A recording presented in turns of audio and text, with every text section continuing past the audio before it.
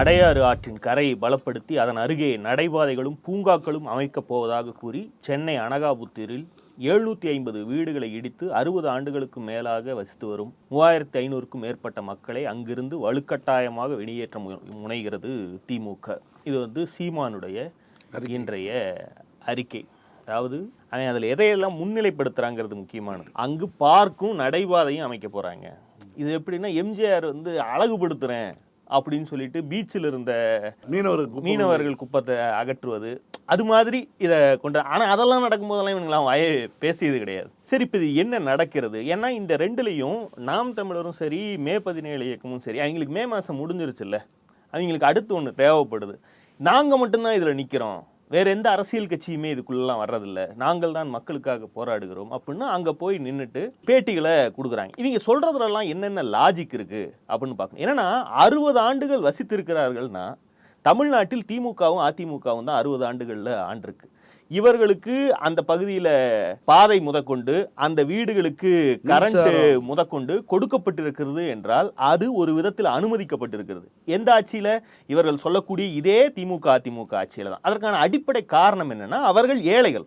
இந்த மாநகரத்தில் உழைக்கும் வர்க்க மக்களுக்கு தங்குவதற்கு இடம் இல்லாமல் அவர்கள் ஆற்றோரத்தில் இருக்கக்கூடிய பகுதிகளில் பல்வேறு போட்டு கிராமங்கள்ல இருந்து நகரத்தை நோக்கி வேலை தேடி வந்தவர்கள். செங்கல்பட்டோ, திண்டிவனமோ, விழுப்புரமோ, இது போன்ற பல்வேறு சென்னைக்கு பிரிட்டிஷ் காலத்திலிருந்து இப்படித்தான் சென்னை இடம்பெயர்ந்து உள்ள மக்கள் தங்குகிறார்கள். அது ஒரு விதத்துல அனுமதிக்கப்பட்டிருக்கு. திருமுருகன் காந்தி தன்னுடைய பேட்டியில சொல்லும் போது சொல்றாரு, இவர்களுக்கு 2008 பட்டா கொடுப்பதற்கான ரசீது கொடுக்கப்பட்டது. அதற்கு பிறகு 2014 அவர்களை வழக்கு போட்டு வெளியே அகற்ற முனைகிறார்கள். இப்ப இந்த மக்களுக்கு பட்டா கொடுத்திருக்காங்க, ரசீது கொடுத்திருக்காங்க 2008. அது எந்த அடிப்படையில் கொடுத்தீங்க? சிஎம்டியை குடியிருப்பு பகுதியில் மார்க் பண்ணி கொடுத்துருக்கல, எந்த அடிப்படையில் கொடுத்துருக்கீங்க? அவங்க என்ன கேட்கறாங்க, குறைஞ்சபட்சம் எங்களுக்கு ஒரு 2 சென்ட் நிலத்தை கொடுங்கன்னு கேட்கறாங்க. 2 சென்ட் நிலம் இவ்வளோ பெரிய தமிழ்நாட்டில் கிடையாதா? 2008 யாருடைய ஆட்சி? திமுக ஆட்சியில் பட்டா வழங்குவதற்காக ரசீது கொடுக்கப்பட்டிருக்கிறது என்றால் 2008 இருந்த நிலைமை என்ன? ஏன்னா 60 ஆண்டுகள் அனுமதித்த மக்களை இன்றைக்கும் கோர்ட்ல என்ன சொல்றாங்கன்னா, அந்த பகுதியில் இருக்கக்கூடிய திமுக அதிமுக போன்ற பெரிய கட்சிகளுடைய பிரதிநிதிகள் தான் இவர்களை அங்கிருந்து அகற்ற கூடாது என்று வாதிடுகிறார்கள் அப்படின்னு சொல்றாங்க. வாக்குக்காக அவருடைய தொகுப்பு ஒரு வாக்கு தொகுப்பாக இருக்குது. அதுக்காக ரெண்டுல ஒண்ணுதானே உண்மையா இருக்க முடியும். ஒண்ணு, அந்த மக்களை தங்களுக்கு வாக்களிப்பவர்கள் என்று சொல்லி அந்த ஆக்கிரமிப்பிலேயே அவர்கள் தொடர வேண்டும் என்று விரும்புவதும் இதே திராவிட கட்சிகளா? கலைஞர் நகர், ஜெயலலிதா நகர், எம்ஜிஆர் நகர், இப்படிலாம் இந்த திடீர் நகர்லாம் உருவாகிறதுக்கெல்லாம் காரணம் இவர்கள் தான் சொல்லி நீதிமன்றத்தில் வாதம் வைக்கிறாங்க. அதே சமயத்தில் இன்றைக்கு அந்த கோர்ட்டு தான் உத்தரவிடுகிறது, இவர்களுடைய ஆக்கிரமிப்பை சகித்துக் கொள்ள முடியாது. அதுக்கான காரணம் எங்க வருதுங்க? இந்த டைம்லைன் ரொம்ப முக்கியமானது. 2008 பட்டா வழங்குவதற்கான முன்முயற்சி எடுத்தது உண்மை. அதற்கு பிறகுதான் சென்னை மாநகரம் கடும் பெரும் வெள்ளங்களை சந்திக்க வேண்டி வருது. சென்னை பெருவெள்ளங்களுக்கு பிறகு ஆற்றின் கரையோரம் இருப்பவர்களை அப்புறப்படுத்துவது என்பது வெறுமனே அழகுக்காகவோ இந்த மாநகரத்தை ஜொலிக்கும் விதத்தில் மாற்றுவதற்காக மட்டுமல்ல. இங்கு எல்லா பக்கமும் காற்றின் கரையோரம் இருக்கக்கூடிய எல்லா பக்கத்திலையும் வெள்ளம் வந்தாலும் அதில் உயிரையும் தங்கள் ஆண்டாண்டு காலமாக சேர்த்து வைத்த உடைமைகளையும் இழப்பதுங்கிறது இவர்கள் மட்டும்தான். இவங்க சொல்றாங்கல்ல, அடுக்குமாடி குடியிருப்புகள் வருது அப்படின்னா, அடுக்குமாடி குடியிருப்பு மொட்டை மாடியிலிருந்து அதை வீடியோ எடுக்கிறான். வண்டி தண்ணியில முங்குச்சுன்னா 1 லட்சம் ரூபாய் இன்சூரன்ஸ்ல கிளைம் பண்ணிட்டு புது வண்டி வாங்கிக்கிறான் அல்லது வண்டியை சரி பண்ணிக்கிறான். அவனுடைய பிரச்சனை இந்த லெவல்ல தான் இருக்கு. ஆனா உங்களுடைய பிரச்சனை உயிர் ஆபத்து. நீங்க அரசு பார்த்து உதவி தொகை கொடுத்தாதான் உண்டு இல்லைங்க. அந்த வீடியோக்கள் வரும்போது எவ்வளவு பரிதாபமா இருக்கு. வீட்டுக்குள்ள வரைக்கும் தண்ணி வரக்கூடிய நிலையில இவர்கள் ஆற்றங்கரையோரம் வசிக்கும் போது முழுமையா அந்த குடியிருப்புகள் மொத்தமும் மிதக்க தொடங்குது. அந்த வீடியோவை பார்க்கும்போது என்ன தோணும்? தண்ணி வர விட்டுட்டாங்க. தண்ணி ஆத்துல தண்ணி வராம என்ன செய்யும்? இதற்கு முன்பு இந்த 60 ஆண்டுகளில் இப்படியான வெள்ளங்கள் வரவில்லை. அதனால அந்த அவர்களை அப்புறப்படுத்த வேண்டிய தேவை வலுக்கட்டாயமாக அப்புறப்படுத்த வேண்டிய தேவை அரசுகளுக்கும் இல்லை, கோர்ட்டுக்கும் அது ஒரு பெரிய பிரச்சனையா இல்லை. ஆனால் இந்த ஆங்கில ஊடகங்கள் தான், நீங்க நல்லா கவனிச்சுங்க, கடந்த 6 மாதத்தில் அடையாறு இந்த சென்னை மாநகரத்துடைய நதிநீர் சீரமைப்பு பணிகளுக்கு 3 பட்ஜெட்டுகளாக நிதி ஒதுக்கீடு செய்யப்பட்டும் ஆக்கிரமிப்புகள் அகற்றப்படாமல் இருக்கின்றன அப்படிங்கிற குற்றச்சாட்டை இதே ஊடகங்கள்ல கோர்ட்டார் படிக்கும் விதத்தில் இவரெல்லாம் செய்தியா போடுறாங்க. ஏன் அகற்ற மறுக்கிறார்கள்? யார் அதற்கு உதவி செய்வதில்லைன்னா அதற்கான பதில் இவங்க சொல்றாங்க, திமுக அதிமுக மாதிரியான பெரிய கட்சிகள் தான் அவர்களுக்கு ஆக்கிரமிப்பை நியாயப்படுத்தும் விதமாக வாதங்களை வைக்கிறார்கள்ங்கிறாங்க. இவர்கள் போய் கோர்ட்ல இது கேஸா போகும்போது இதற்கு மாற்று வழி என்னன்னு அரசாங்கத்திற்கு கேட்டா அரசாங்கம் அதற்கான மாற்று வழிகளை சொல்லுது. இவர்கள் அத்தனை பேருக்கும் தங்குவதற்கு நகர்ப்புற மேம்பாட்டு வாரியம் மூலமாக வீடு கட்டப்படுகிறது.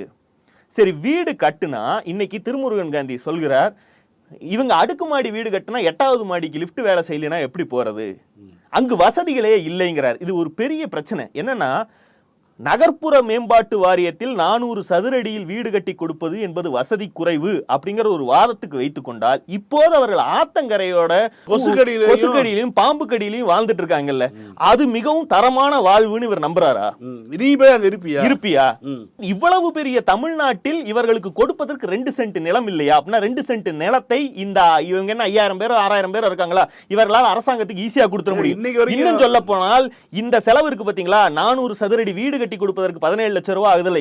இதைவிட குறைவான செலவிலேயே அந்த 2 சென்ட் நிலத்தை தமிழ்நாட்டில் அவர்களுக்கு கொடுத்து விட முடியும். ஆனால் அவர்கள் இந்த மாநகரத்தில் வசிப்பவர்கள், அவர்களுக்கு வேலை இங்க இருக்கு. இன்னைக்கு வரைக்கும் கண்ணகி நகருக்கு போனவங்களோ மற்ற பகுதிக்கு போனவங்களோ அரசு மீது குறை சொல்லிட்டே இருக்காங்க. அங்க வச்சுட்டாங்க.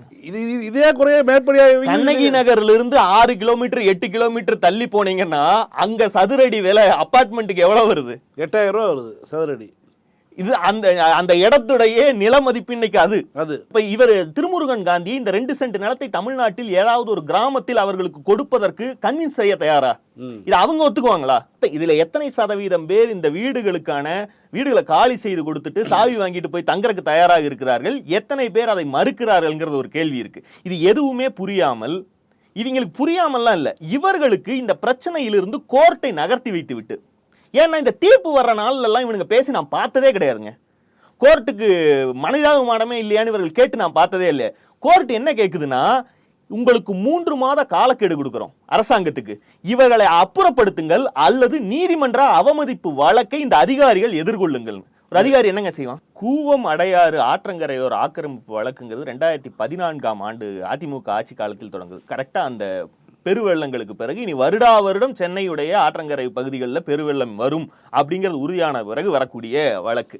2022 ஆகஸ்ட் வரைக்கும் 23,796 ஆக்கிரமிப்புகளில் 17,518 ஆக்கிரமிப்புகள் அகற்றப்பட்டிருக்கின்றன. இதுல அனகாபுத்தூர் உள்ளிட்ட 6,276 ஆக்கிரமிப்புகளை அகற்றுவதற்கு தான் 2022 செப்டம்பர்ல மெட்ராஸ் ஹைகோர்ட் உத்தரவிடுகிறது.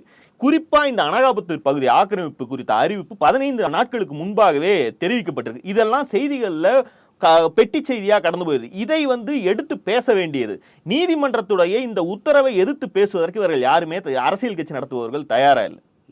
ஆனா இவனுங்க என்ன சொல்றானுங்கன்னா, இதை திமுக மீது அரசாங்கத்தின் மீது 60 ஆண்டுகளாக ஆண்ட கட்சிகளின் மீது பழி சொல்வதற்கு மட்டுமே பயன்படுத்துறாங்க.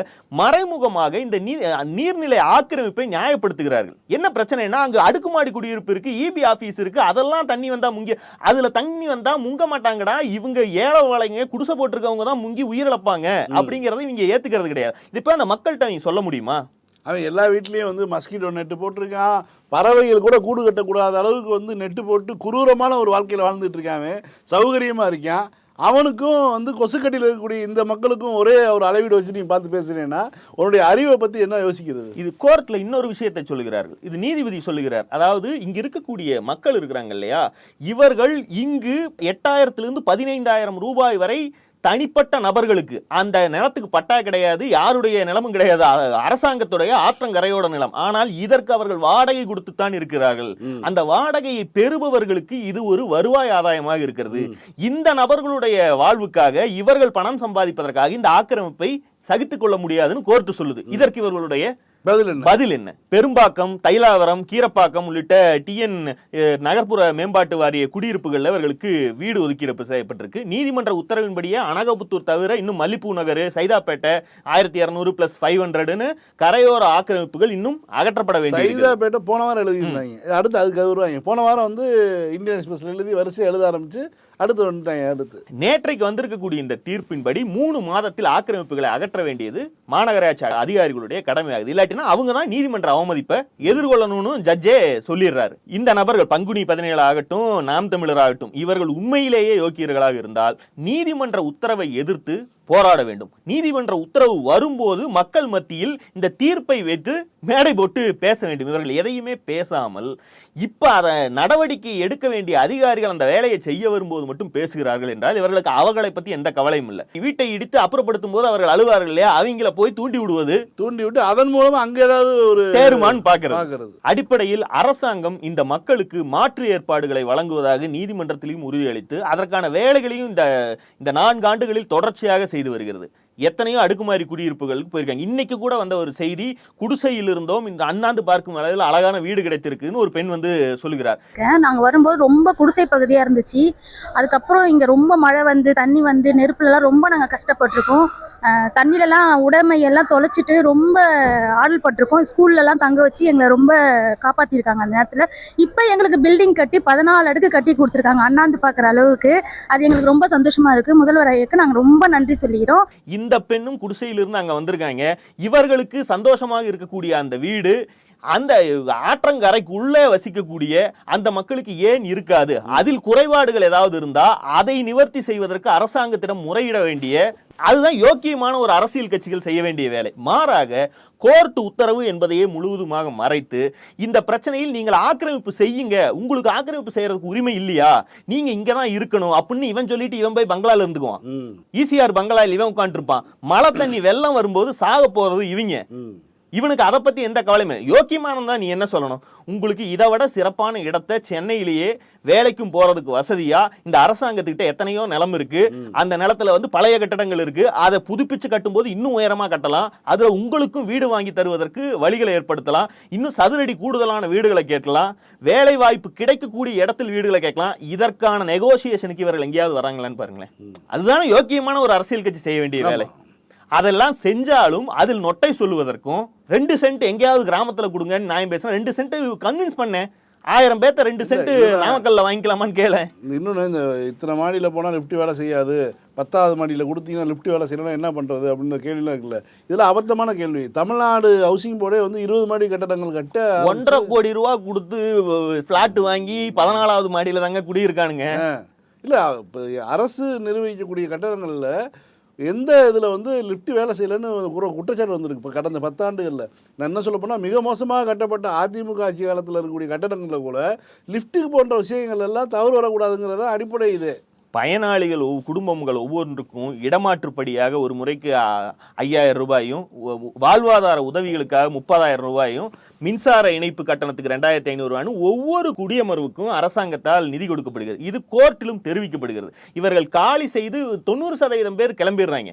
மீதி இருப்பவர்களையும் இவர்களுக்கு ஏதாவது பிரச்சனைனா அதை நிவர்த்தி பண்ணி அவர்களை போவதற்கு, அவர்கள் பாதுகாப்பான இடத்தில் குடியமர்வதற்கு வாய்ப்பு ஏற்படுத்தி தரது இவனுக்கு யாருமே தயாரா இல்லை. மாறாக இவருடைய கண்ணீரை பயன்படுத்தி திமுக அரசின் மீது என்னென்ன பொய் புகார் வாசிக்க முடியும், கதையை ஒட்டுமொத்தமாக கோர்ட்டு அப்படிங்கிற சப்ஜெக்டே டாபிக்ல இருந்து அகற்றி திமுக மீது பழி போடுவதற்கு இதை எப்படி பயன்படுத்தலாம்னு தான் இவங்க பாக்குறானுங்களே தவிர இவர்களுக்கு அந்த மக்கள் மீது எந்த கரிசனமும் கிடையாதுங்கிறதான் இதுல இருக்கக்கூடிய விஷயம். கடந்த வாரம் ஜூலையில் மின் கட்டணத்தை உயர்த்த முடிவா அப்படின்னு புதிய தலைமுறையில் ஒரு கார்டு போட்டாங்க. அதாவது மின் கட்டணத்தை 3% உயர்த்த மின் வாரியத்துக்கு மின்சார ஒழுங்குமுறை ஆணையம் பரிந்துரை செய்திருக்கிறது.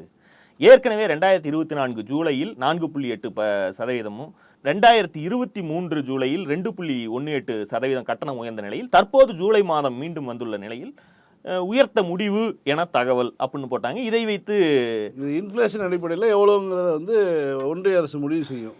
ஒவ்வொரு மாநிலமும் அதனுடைய ஜிடிபிக்கு ஏற்ப உயர்த்தணும் அப்படிங்கிறது. அதாவது ஒவ்வொரு ஆண்டும் ஜூலை 1ஆம் தேதி மின் கட்டணம் உயர்த்த வேண்டும் அப்படிங்கிறது உதய் மின் திட்டத்துடைய விதிகள்ல பிரதான விதிகள்ல ஒன்று. ஏப்ரல் இறுதியில் தமிழ்நாட்டில் மீண்டும் மின்கட்டண உயர்வு அப்படின்னு சங்கிகள் உருட்ட தொடங்குகிறார்கள். இந்த விஷயம் வந்து ஏடிஎம்கேக்கு இருக்கக்கூடிய சொகுசு இருக்கு பார்த்தீங்களா, அது ஒன்று சொல்லுவாங்க, ஏடிஎம்கே செய்யக்கூடிய சம்பவங்கள்லாம் மிக சிறப்பான ஒன்றாக இருக்கும். ஆனால் அவர்களால் அதை வந்து வெளியே சொல்லிக்க முடியாது. திமுக செய்யக்கூடிய சம்பவங்கள், இப்போ எமர்ஜென்சி காலத்தில் நிர்வாகிகளை கூட்டிட்டு போயிட்டாங்கன்னா எல்லா பத்திரிகையும் தணிக்கை செய்யப்பட்டு தான் வெளியே வரும். எவன் அரெஸ்ட் ஆனானா அவன் குடும்பத்துக்கே தெரியாத ஒரு சூழ்நிலை இருக்கும். அப்ப கலைஞர் ஒன்று செய்வாரு, அண்ணா நினைவு நாளுக்கு வர முடியாத ஒரு பட்டியல்னு முரசொலியில போடுவாரு. தணிக்கை அதிகாரிக்கு இதுல என்ன பிரச்சனை இருக்கு அப்படின்னு தான் தோணும். ஆனா அதுக்குள்ள இருக்கக்கூடிய விஷயம், இவர்கள் எல்லாம் சிறையில் இருக்கார்கள்னு தன்னுடைய தொண்டர்களுக்கு குடும்பத்துக்கு தெரிவிக்கக்கூடிய வேலை. இப்படி நீங்க மாசான சீன்லாம் சொல்லுவீங்களே, இதற்கெல்லாம் நிகரான பல சீன்களை அதிமுக செய்திருந்தாலும் ஆனா அவங்களால அதெல்லாம் வெளியே சொல்ல முடியாது. ஏன்னா அவங்க விபூதி அடிக்கிறது ஒன்றிய அரசுக்கு, இவங்க விபூதி அடிச்சது யாருக்குன்னா தமிழ்நாட்டு மக்களுக்கு. அது அவங்களால அதை வெளியே சொல்ல முடியாது. இந்த உதய் மின் திட்டம் தான் அதற்கான சிறப்பான உதாரணம். விக்ரம் கமல் மாதிரி பல விஷயங்கள் நாங்கள் வெளியில் சொல்ல முடியாது செஞ்சது அப்படிங்கிற மாதிரி இவங்க இந்த விஷயம். அதாவது ஜெயலலிதா உயிரோடு இருந்தப்ப உதய் மின் திட்டத்துக்கு தமிழ்நாடு ஒப்புதல் தெரிவிக்கணும்னு ஒன்றிய அரசு சொன்ன போது ஜெயலலிதா மறுத்தார். இன்னும் குறிப்பாக நத்தம் விஸ்வநாதன் அன்றைய மின்சாரத்துறை அமைச்சர் வந்து இது என்ன திட்டம், இது நீ அவளை கொண்டு வா நான் உமியை கொண்டு வரேங்கிற மாதிரி பேசினார், டீலா இருக்கு, இது நம்ம தலையில மிளகா அரைக்கக்கூடிய வேலை அப்படின்னு அவர் சொன்னார். ஜெயலலிதா படுத்த படுக்கையாகிறது. இடைப்பட்ட காலத்துல இவங்க தங்கமணி போய் கையெழுத்து போட்டு மோடியுடைய அடிமையாக அமித்ஷா அதிமுகவாக மாறுகிறது இல்லை. அந்த டைம்ல நைஸா போயிட்டு கையெழுத்து போட்டு வந்தாங்க. கையெழுத்து போட்டது கூட மேட்டர் இல்லை, அதுல பெரிய ஆச்சரியம் ஒன்றும் இல்லை.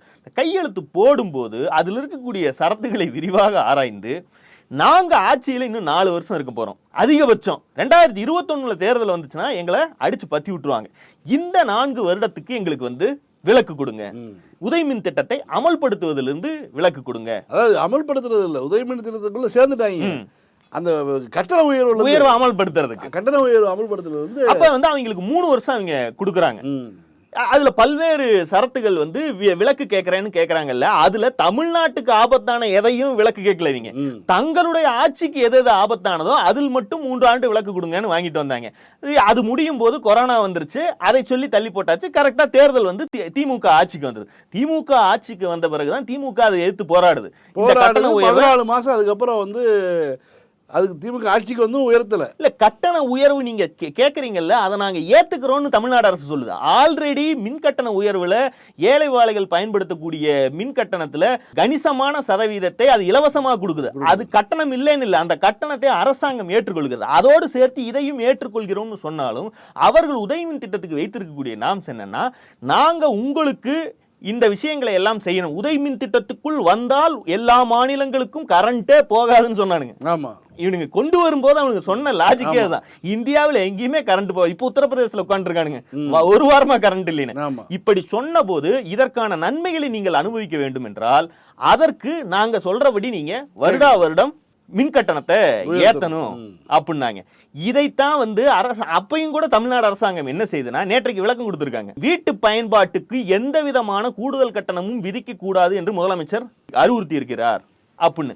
இவ்வளவுதான் அதுல செய்ய முடியும். இதை ஒப்புதல் தெரிவித்து இந்த திருட்டுத்தனத்தை செஞ்சுட்டு வந்த அதிமுக இன்னைக்கு திமுகவை பார்த்து இவங்களே கையெழுத்தையும் போட்டுட்டு வந்துட்டு செத்துங்கெடுத்தான் சிவந்தியப்பன்னு ஒரு நான் டீட்டெயில் கதை ஒன்று இருக்கும். எல்லாத்தையும் வர வச்சுட்டு கிணத்துல குதிச்சுட்டு அவன் போலீஸ் ஸ்டேஷன்ல சொல்லிட்டு வந்திருப்பான், நான் செத்தன்னா எங்க ஊருக்காரங்க தான் காரணம்னு. உள்ள விழுந்து சாகிறத பார்த்து சந்தோஷமா இந்த ஊரை விட்ட பீட முடிஞ்சுதுரா அப்படின்னு அவங்க சந்தோஷமா இருக்கும்போது ஜீப் சைரனோட வரும். இவனை எல்லாம் நீங்க தான் கொல்ல போறீங்க, நான் ஏற்கனவே புகார் கொடுத்துட்டான், வாங்க நடங்க ஸ்டேஷனுக்குன்னு எல்லாத்தையும் கொண்டு போவாங்க. அந்த மாதிரியான சிச்சுவேஷன்ல தான் தமிழ்நாட்டு மக்களை அதிமுக தள்ளுகிறது. இதை விட முக்கியமான ஒரு விஷயம், அதாவது பெட்ரோல் டீசல் விலை உயர்வை சர்வதேச சந்தை நிலையை பொறுத்து நிறுவனங்களே நிர்ணயித்துக் கொள்ளலாம் அப்படிங்கிறதும், இந்த உதய் மின் திட்டத்தில் கோலுடைய விலையை பொறுத்து மின்கட்டண ஃபிளக்சுவேஷனை நீங்களே தீர்மானித்துக் கொள்ளலாம் அப்படிங்கிறதும் ஒரே விதமான திட்டம் தான். ஆனால் நீங்கள் யோசிச்சு பாருங்களேன், யூபிஏ ஆட்சியில் இருந்த வரைக்கும் ஒரு குறிப்பிட்ட கால இடைவெளியில் 1 ரூபாயாக 2 ரூபாயாக பெட்ரோல் டீசல் விலை வந்து உயரவோ குறையவோ செய்யும். 2 ரூபாய் 3 ரூபாய் உயருதுங்கிறது மிகப்பெரிய செய்தியா மாறும். இதை மறைப்பதற்கு பாஜக கண்டு வந்த உத்தி தான் தினசரி அது வந்து பைசா கணக்கில் மாறிக்கிட்டு இருக்கும். இதை என்ன நீங்க செய்தியா போடுவீங்க? 12 பைசா ஒரு நாளைக்கு மாறுது, அடுத்த நாள் 16 பைசா மாறுதுன்னா இது ஒரு பெரிய செய்தி கிடையாதுல்ல. 16 பைசால என்ன நீங்க நினைப்பீங்களா? ஆனால் அது மாச கணக்கில் எடுக்கும். அப்படித்தான் இவங்க வந்து இதை 100 ரூபாய் கிட்ட கொண்டு வந்து நிறுத்திருக்காங்க. இவங்க பதவி ஏற்கும் போது இருந்த குரூட் ஆயில் விலை என்ன, யூபிஎல் பெட்ரோல் டீசல் விலை என்ன, இன்னைக்கு குரூட் ஆயிலோட விலை என்ன, இவர்கள் ஏற்றி வச்சிருக்க விலை என்ன.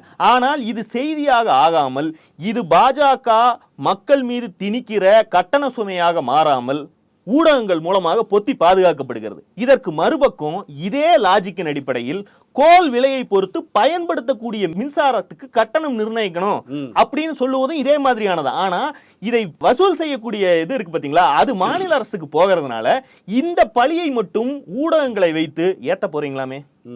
அது பாஜக தான் பண்ணுவான். கரெக்டாக பார்த்தீங்கன்னா கடந்த ஆண்டு ஏப்ரல் மாதம் மார்ச் கடைசியிலையோ அல்லது ஏப்ரல் 15ஆம் தேதிக்கு மேலேயோ தமிழ்நாடு அரசு உயர்த்த போகுது, மின்சாரத்தை உயர்த்த போகுது, இதுதான் திராவிட மாடலா. டெல்லியில ஏத்திருக்காங்க, டெல்லியில பிஜேபி ஆட்சி வந்து அங்கே கதறிட்டு இருக்கானுங்க. இதே சங்கி அங்க லாஜிக் சொல்றாங்க, டெல்லி மாதிரி இவ்வளவு பெரிய இதுல இருக்கும், தலைநகரத்துல இருக்கும், கொஞ்சம் கட்டணம் அதிகம் கொடுத்தாதான் என்ன அதான் அப்படின்னு இவர்கள் அங்க சொல்லக்கூடிய லாஜிக் எல்லாம் அவனுங்களுக்கு என்ன சொல்ல தெரியலனா, உதய் மின் திட்டத்தை தமிழ்நாடு போல் இவர்கள் எல்லாம் எதிர்த்திருந்தால், அன்றைக்கே எல்லா மாநிலங்களும் எதிர்த்திருந்தால் அன்னைக்கு அதை சாதிச்சிருக்கலாம். இன்னைக்கு எல்லாத்தையும் விட்டுப்புட்டு டெல்லியில் வந்து உதய் மின் திட்டம்லாம் வந்து ஒரு பெரிய வரப்பிரசாதங்க. ஏன்னா மின் உற்பத்தி இல்லாத எதுவுமே கிடையாது, இல்லாத ஒரு பகுதி. கிரிட்ல இருந்து தான் வந்தாங்க, கிரிட்ல தான் வந்தாங்க. நம்ம அப்படி கிடையாது. நம்மளுடைய சுய தேவைக்கு ஒரு நாள் 24,000 மெகாவாட் நமக்கு தேவைன்னா நம்ம உற்பத்தி பண்ணிக்கிறோம். இப்போ காத்தடிக்க ஆரம்பிச்சிருச்சு. நம்மளுடைய முதலமைச்சருடைய ஆட்சியில் முன்கூட்டியே தென்மேற்கு பருவமழை வந்தனால காத்தடிக்க ஆரம்பிச்சிருச்சு. பிரச்சனை இல்லாமல் போயிடுச்சு நமக்கு. இப்படி இருக்கக்கூடிய சூழலில் எவன் கையும் நம்ம எதிர்பார்க்கவே தேவையில்லை. நம்மளுடைய மின் உற்பத்தி திட்டங்களே வந்து நமக்கு வந்து மின்சாரத்தை வழங்கக்கூடிய ஒரு சூழல் நம்ம வாழ்ந்துட்டு இருக்கும்போது இவங்கள்ட்ட கொஞ்சம் மொத்தத்துக்கும் உற்பத்தி பண்ணி கையில் கொடுப்போமா, அப்புறம் அவங்க கொடுக்குற விலைக்கு நம்ம வாங்கணுமா, அதுக்கிடையில் அவங்க சொல்கிற விலைக்கு தான் நம்ம மக்கள்கிட்ட விற்கணுமா, அதுவும் வந்து அதை வரக்கூடிய தொகையை அரசு ஏற்றுக்க கூடாதான், கண்டிப்பாக மக்கள் மத்தியில் அது விலையை ஏற்றணுமா, இப்படி இல்லாத எடுத்து போடுறாங்க. வணிக பயன்பாடாகட்டும் வீட்டு பயன்பாடாகட்டும் இந்தியாவிலேயே தமிழ்நாட்டை விட குறைவாக எந்த மாநிலத்திலும் மின்கட்டணம் கிடையாது. இருந்தா அவங்களுக்கு லைஃப் டைம் செட்டில் பண்றாங்க. ஆனால் அப்படி இருக்கக்கூடிய தமிழ்நாட்டை பார்த்து, அரசாங்கத்தை பார்த்து சங்கிகளும் இதற்காக மண்டி போட்ட அதிமுகவினரும் சேர்ந்து மின்கட்டண உயர்வுன்னு இல்லாத ஒரு செய்தி வதந்தியை வைத்து இவர்கள் பேசுகிறார்கள் என்றால் மீண்டும் சந்திப்போம். லைக் பண்ணுங்க, ஷேர் பண்ணுங்க, சப்ஸ்கிரைப் பண்ணுங்க, கமெண்ட் பண்ணுங்க. பாய். பாலிடிக்ஸ் பேசுறோம், பாலிடிக்ஸ்.